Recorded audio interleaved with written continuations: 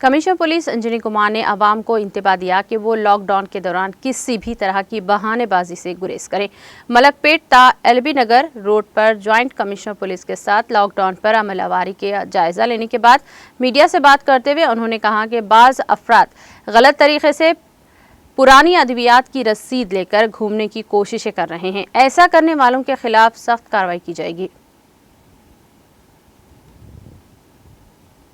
Traffic wing और law and order की तरफ से 180 से ज़्यादा चेक पोस्ट लॉकडाउन एनफोर्समेंट के लिए शिफ्ट सिस्टम में लगातार काम कर रहे हैं।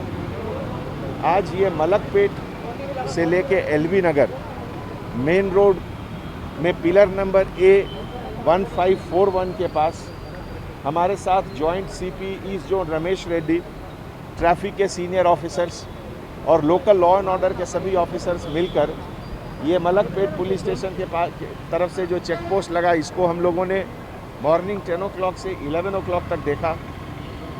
लगभग ये रोड बहुत इम्पॉर्टेंट रोड है हैदराबाद के लिए।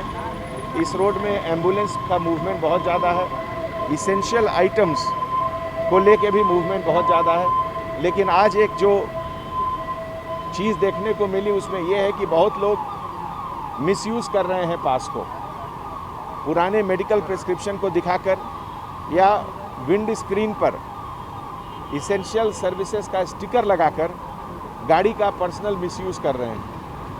ऐसे लोगों में से करीब 65 गाड़ियों का अभी तक सीजर हुआ है।